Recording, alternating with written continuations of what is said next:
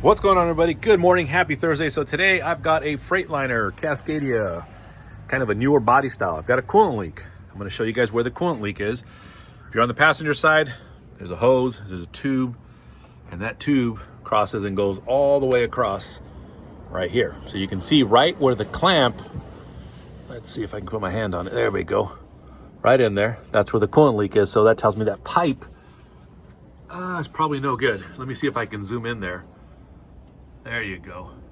So there you go. It's all water right now. We're gonna swap it all out for some good old-fashioned antifreeze. There's a few things you're gonna need. Here's the part. We're gonna replace the whole thing, and it does come with that little rubber isolator that's already in there from the factory. It's not really sitting in there too good, is it? But anyway, we'll make sure everything's good.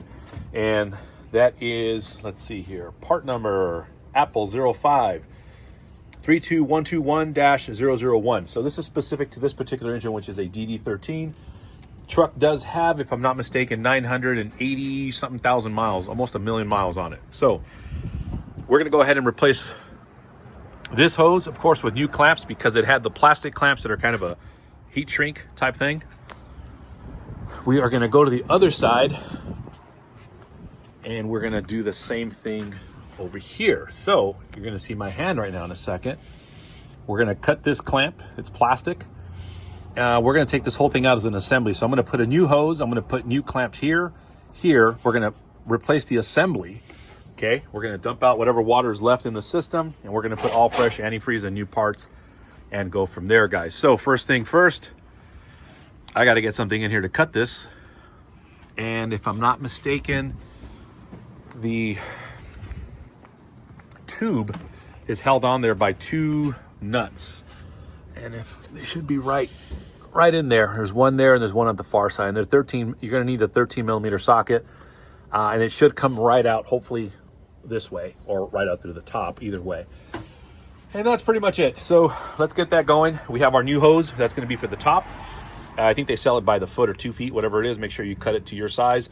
This one does have a fabricated bend, and this goes over to the module, this goes over to the tube, and that's pretty much that. So let's get some tools, let's get this going, let's get this guy back on the road. Just kind of quickly show you how I do it. You don't have to do it this way. You can actually get like a razor or a knife or something like that and cut that. However, this little hose will be stuck there, so you may run into a problem.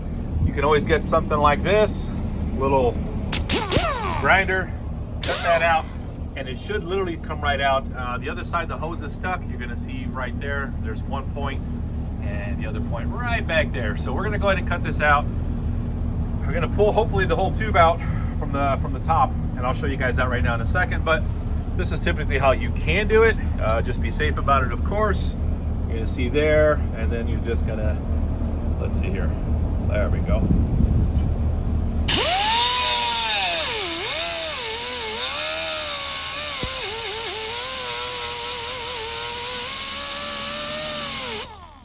Much it, guys. Just get a nice little screwdriver. You might need some pliers, so you can go ahead and kind of bounce this around, twist it, and it should come right out. So let's go ahead and do the other side really quick. The clamps are already gone, but the hose is really stuck on there. So you're gonna do something similar to that. Usually gets stuck right over here, so let's just do, oops, sorry, right around here.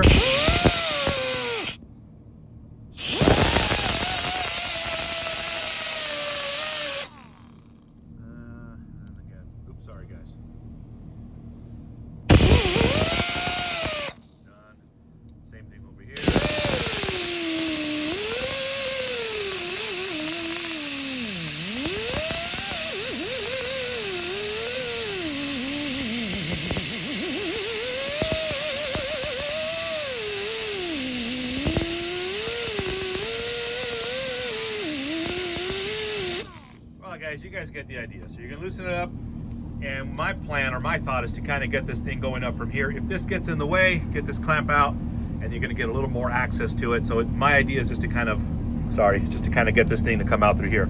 Once we do that, it's pretty much a straightforward shot. So let's, let me put this camera down, let me get it done, and I'll show you guys. All right, guys, so I went ahead and pulled that thing out, and there you go. There's the entire assembly.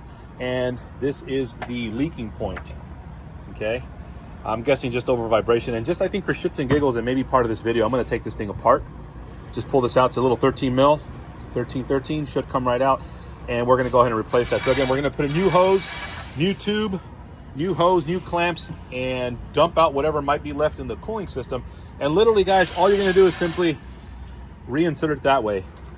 You don't have to, you don't have to install it with the hose. You can install the hose over there. Whatever's more comfortable for you. Once you've done that, again, just simply slide that bad boy right back in there and just kind of do the reverse of everything else. Again, new clamp, get this shit all done. Let's get this guy back on the road and go from there. So again, that's the old one, out with the old, in with the new. And surprisingly, not that expensive. I think you're looking at maybe about 120, 140 bucks for this whole assembly, minus the hoses, of course. That's an extra deal there. So, yep, let's get it going. Alrighty, guys, not able to show too much because, again, I'm recording with my phone rather than a GoPro. That is in the works, guys. So the tube itself, the new one is already in there. I did not tighten everything down, as you're going to see right here. Let me see. I left it with a little bit of play. That way when I when I kind of make this match where I need it to, put the hose in, I'm going to do the same thing for the other side. So this is going to go over to, this is going to go over to your module. This is going to go to your tubing or coolant supply side. And that's pretty much it. So you're going to see it's going to come in at a slight angle right in there, guys. So I know it's kind of hard to see, but you get the idea.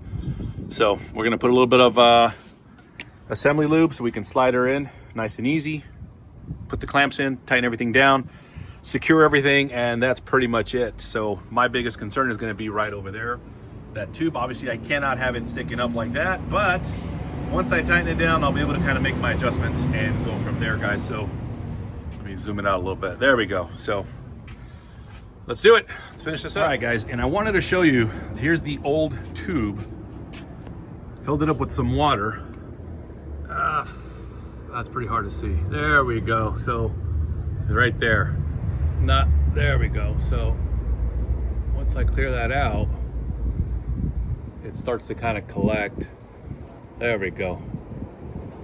See it? Right there, right in the center. So yeah, this was in fact the source of the coolant leak. So I've got everything in there. I'm just draining out whatever water's left in the system. Sorry about that. The water in the system.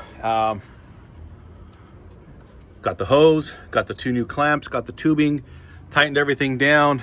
It's gonna make sure nothing is rubbing or getting damaged on the next one.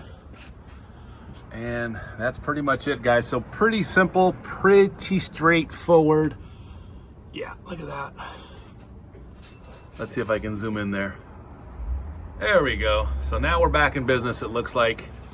I'm gonna go ahead and put the 50/50 antifreeze right now that we have from Detroit and fire it up. You're probably gonna need about at least a good 12 gallons, give or take, and go from there, guys. So let's get this thing filled up, let's test it up, and get this guy back on the road. That's alrighty, guys, we are back. Antifreeze is in. I might be down to maybe 2 more gallons that need to be added in. Well, actually, I'm lying. About 1.5 gallons that need to be added in there.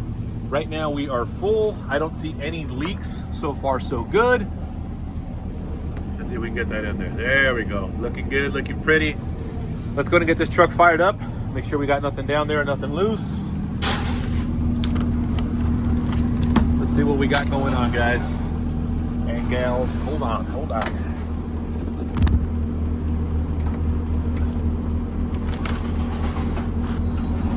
There we go. All right, so we got the ignition open.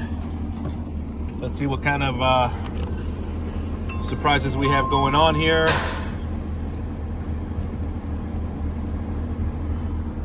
Truck's in neutral. Alrighty, guys, 992,000 miles. Look at that.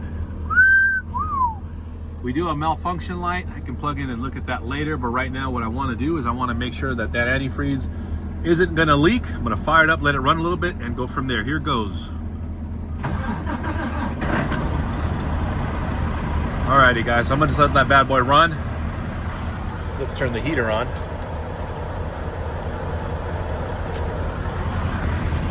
And let's let the coolant drop. So let's let the truck warm up a little bit. I'm going to use the cruise control. Alrighty. gonna let the air build up and let it do its thing. I'm gonna come back and make sure everything is good. Coolant is starting to go down just a little bit, which is fine. As long as we are not leaking, I'm okay with that. All right, I'm gonna let it warm up. I'll be back. Okay guys, and there you have it. Easy DIY, do it yourself. If you like the video, all I ask, like, subscribe, give it a thumbs up. Have yourself a great day. Thank you for watching.